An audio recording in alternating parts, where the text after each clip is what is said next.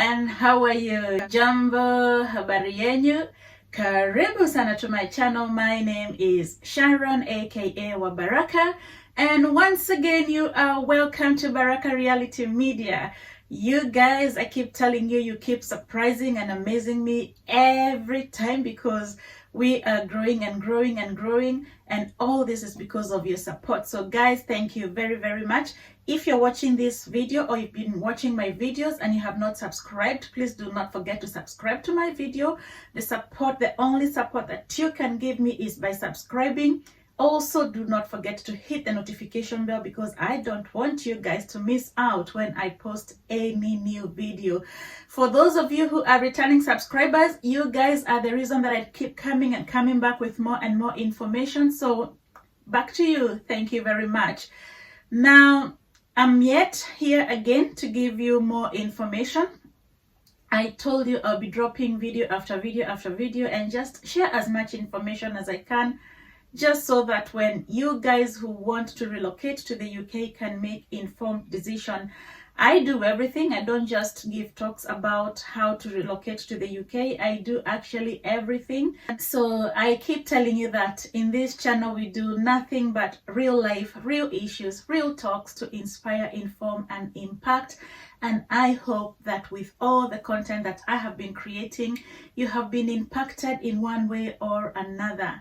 So in today's video, I want to give more information about people who are interested in relocating to the UK.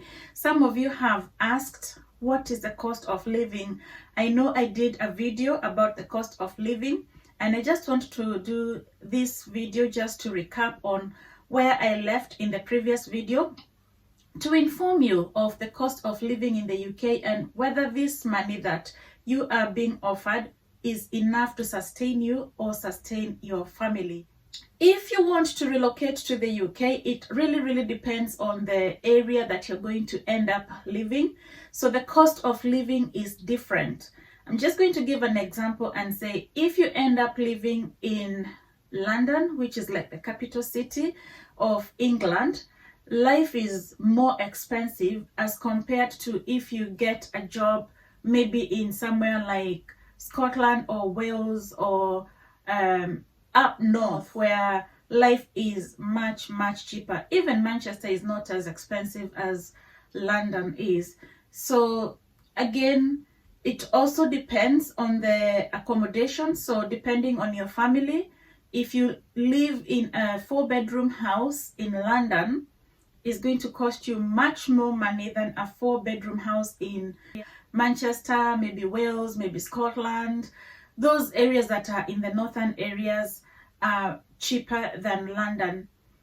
Again, if you want to work in London, the opportunities of work in London are more, because with London being the capital city, there are more opportunities of job. I think if you're coming on a skilled worker visa, you will definitely only live in the area or in the area where the company that has sponsored you is working, and there's no options of changing.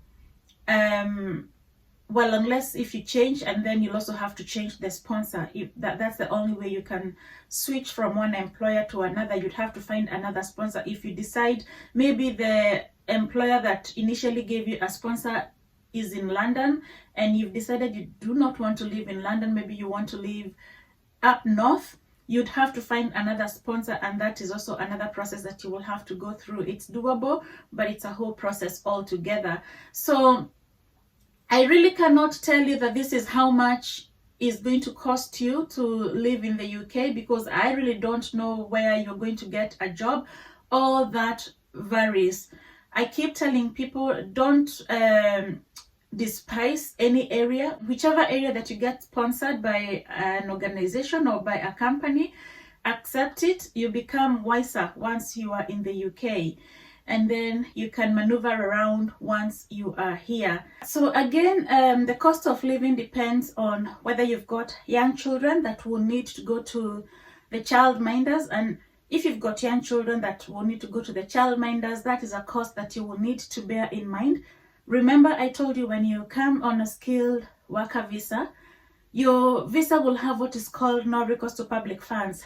That means you're not going to get any help towards childcare, and you'll have to pay that off your own pocket. It's against the law to leave children by themselves in the house here in the UK.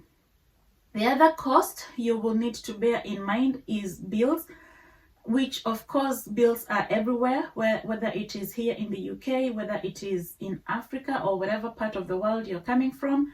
That's it's not a new thing, that's a common thing. So again, just bear in mind that there's going to be bills to pay.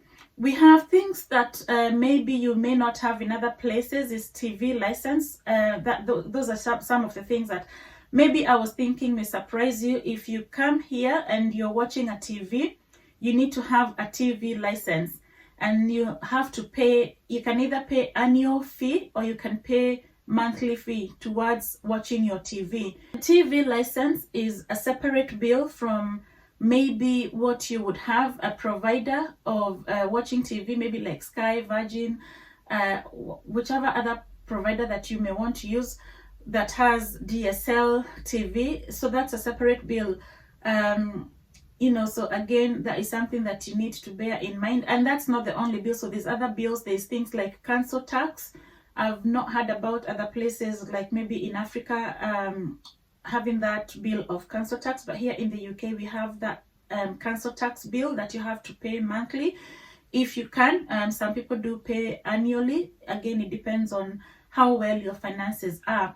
There is things like gas and electric, and that is a monthly bill that you have to pay. So electricity is obviously to the lighting for your house, and then the gas is to warm the house, especially during the cold months. We do have that bill that you need to pay. There is the water bill. Of course, there is the rent, which you have to pay. If you're lucky enough, you come here and you manage to buy a mortgage, you can you need to be paying the mortgage on a monthly basis. Now, the other thing, just back to the bills, the other thing that you will need to be considering is the food, which you will need. And I don't know why I've kept that as a last, but that should be the first thing to have spoken about. And food depends on where you buy your food, if you go to the market or whether you go to the supermarkets to buy. So the cost will vary depending on your choice of where you buy your food. Some places can be more expensive than the others. So again, it all really depends. If you eat particular food, like maybe halal food, which means you'll have to find those from specialized shops, then the cost is different from people that will not have a lot of choice on the food that they have. There are people who have a different diet. Maybe it's vegetarian diet, or maybe they're diabetic and they have to have gluten-free things, or maybe specialized diet. All the cost of the food really depends on your own diet.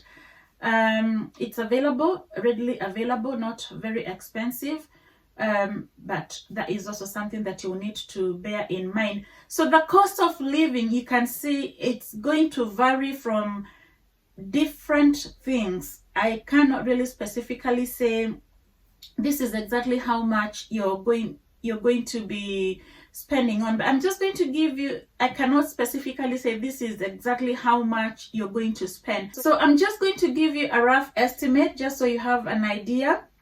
So 2-bedroom house in London, you've got a family of say maybe 2, that means 2 parents, 2 children.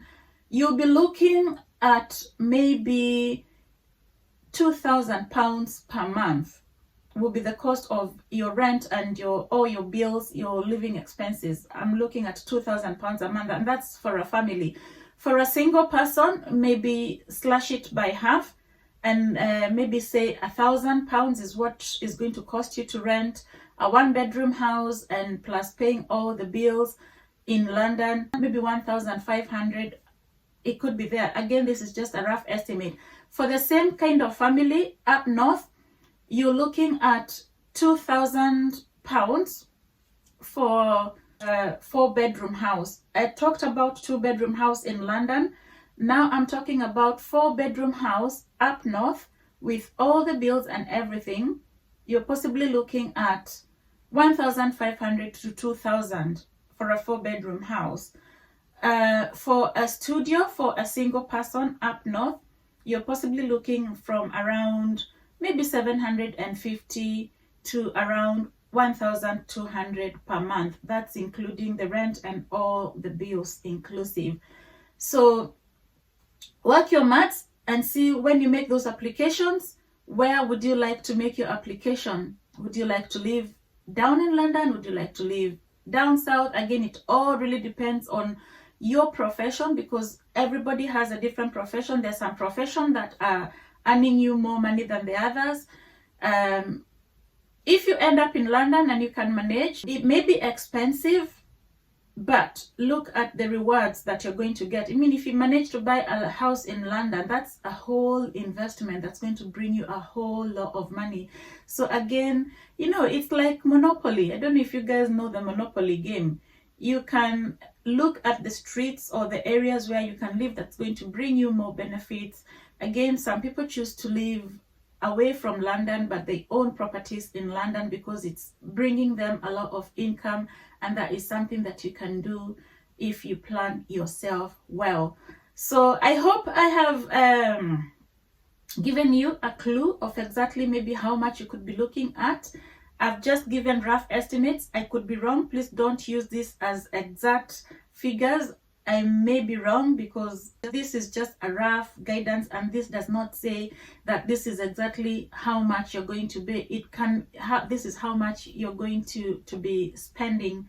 It can be more than what I have said. It can be less than what I have said, but that is a rough estimate, a rough guidance for you.